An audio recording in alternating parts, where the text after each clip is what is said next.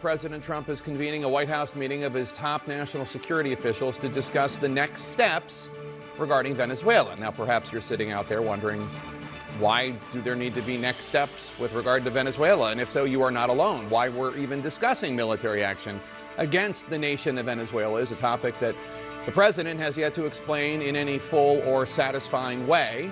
Still, the meeting comes as the administration is intensifying its pressure campaign on the country because of narcotics trafficking that comes from that country. The U.S., since September 2nd, has fired upon and sunk 22 boats of alleged narco traffickers, killing more than 80 people. The U.S. military has amassed an armada in the region, more than a dozen warships and 15,000 troops, as part of what the Pentagon has branded Operation Southern Spear. And President Trump is teasing looming warfare, warning that the country's airspace, Venezuela's airspace, should be considered closed, and saying that the U.S. would be stopping Venezuelan drug trafficking by land, in addition to by sea, quote, very soon. Now, this White House Venezuela meeting also comes as the administration is for the first time acknowledging a September follow-up strike on an alleged drug boat known as a double tap, as the Pentagon is facing growing questions about the legality of that move and the campaign in general. Now, the concession comes following reporting from CNN's Natasha Burke, as well as others at the Washington Post and The Intercept, that the U.S. carried out this double tap after the initial attack, which a source told CNN that Defense Secretary Pete Hegseth said needed to kill everyone on board. And we're told that that first strike did not kill everyone on board, so the second strike killed those survivors, even though, according to the Washington Post, they were, quote, clinging to the smoldering wreck, unquote, and posed no apparent threat to the United States. It's a move, the double tap, that President Trump said yesterday he opposed. I wouldn't have wanted that, not a second strike. Now, today there is growing bipartisan concern on Capitol Hill about that second strike, with some suggesting that it could constitute a war crime. This is what White House Press Secretary Caroline Leavitt said about that earlier today. Does the administration deny that that second strike happened, or did it happen and the administration denies that Secretary Hegseth gave the order? The latter is true, Abe. To clarify, Admiral Bradley was the one who gave that order for a second strike. And he was well within his authority to do so.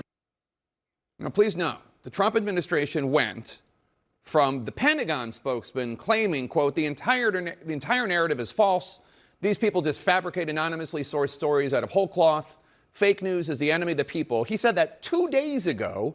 To today, the White House confirmed the story. The Hegseth order, the September 2nd strike, the double tap. Remarkable. The White House's acknowledgement of the double tap comes after Secretary Hegseth went on X and said that the stories were, quote, fabricated, inflammatory, and derogatory, though neither he nor anyone at the Pentagon ever specified what, if anything, was inaccurate.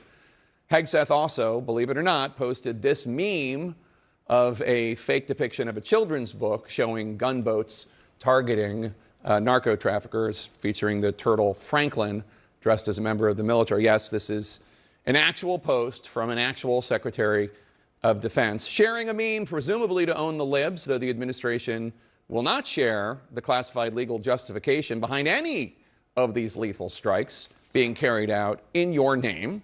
We should note the interesting timing of all this. Several top flag officers prematurely left their posts. In October, after these strikes in the Caribbean began, Southcom Commander Admiral Alvin Halsey, who is in charge of the operations in the Caribbean, announced he's retiring from his post only 1 year into his tenure. CNN reported at the time that, quote, Southcom was concerned about these Caribbean operations not being lawful, per sources. In addition, three-star General Joe McGee, Director for Strategy, Plans, and Policy on the Joint Staff, also departed early, in part amid concerns he had with the Caribbean strikes, according to CNN reporting at the time. Now, we're told that the Senate and House Armed Services Committees are very concerned, and they're going to conduct oversight over this operation. It does remain to be seen just how seriously the Republican-led Congress will take any of this. CNN's Elena Treen is at the White House. Elena, what do we know about this national security meeting about Venezuela coming after confirmation of the double tap boat strike? Well, it'll be interesting because one of the people expected to be in that room, Jake, is the Defense Secretary Pete Hegseth himself. Now, when our colleague Natasha Bertrand and I reported on this meeting this morning, we were given few details, but we were told that it was going to be regarding next steps on Venezuela. Also expected to attend is the joint chairman of the Joint Chiefs of Staff, Dan Kane, as well as Secretary of State Marco Rubio, Stephen Miller, who has been actually very heavily involved in these discussions as it relates to Venezuela. He's expected to be in attendance, as well as the White House Chief of Staff, Susie Wow. So that gives you some sense of that.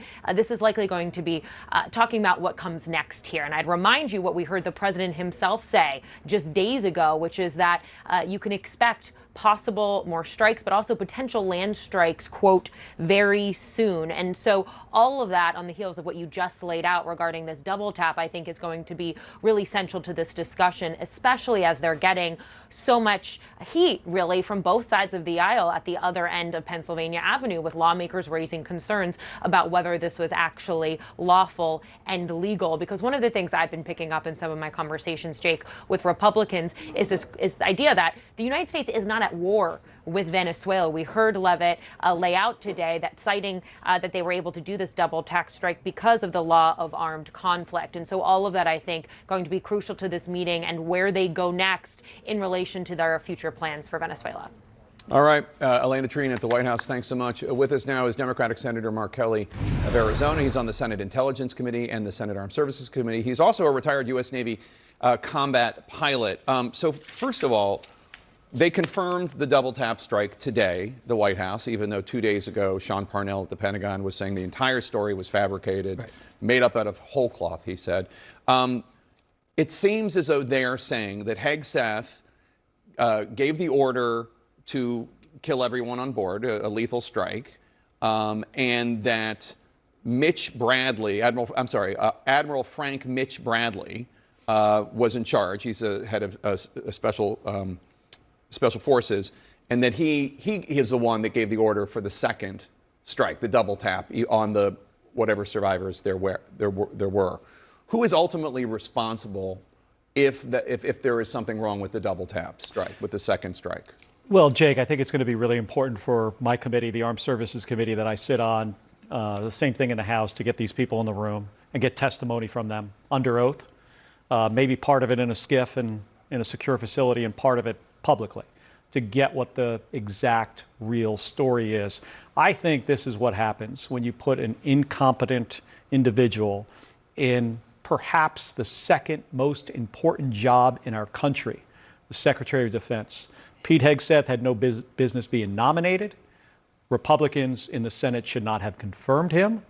And he's been there for less than a year now, maybe 7 or 8 months. And this is the result of incompetence at the highest level. Here's a guy, runs around on a stage talking about lethality, warrior ethos, killing people. The president even echoes that. We're going to kill people. We're good at this in the military. We have the most professional and capable military this planet has ever seen. But when you have leadership that speaks in those terms, that aren't talking about the things that really matter, like training, what kind of combat power do we have? How do we make our military more efficient and effective? And talking about, like, what are the laws? The law does matter. Well, you tell me, because you fired upon boats in the Gulf War, right? I mean, as a Navy commander. I sunk 2 ships. You sunk 2 ships. Are you allowed, once the ship starts sinking and there are survivors? I mean, the Washington Post says they were clinging to the wreckage, but whatever. There are survivors. We know there were survivors. Are you allowed to then attack the survivors? Absolutely not. I sunk a OSA 2 missile patrol boat. It was in the middle of the night, like 3 a.m., with 2 cluster munitions in Kuwait Harbor. And then we left. We were, out a Polnokny troop carrier in the Persian Gulf during the day, getting shot at by, there were 2 ships. One of them was shooting at us. No, you don't do that. Everybody knows that. That is against the Geneva Conventions. That's against the laws of war, which we should always be abiding by. We're the United States of America. We are not Russia. We're not Iraq. We're not Iran. We have to hold our people to a higher standard. This is really serious. So the White House said that the Admiral Mitch Bradley acted, quote, well within his authority and the law. You disagree?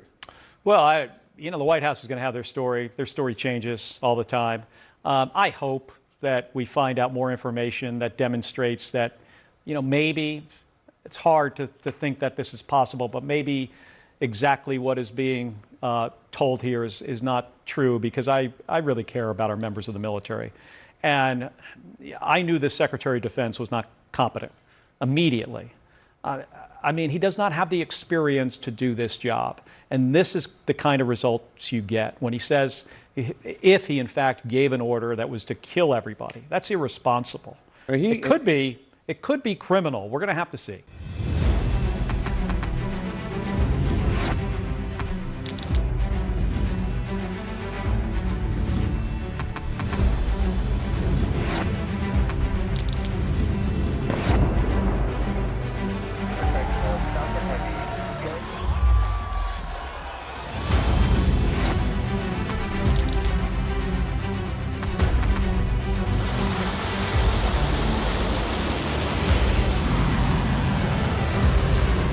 Been fighting so long and so hard that they don't know what the they're doing.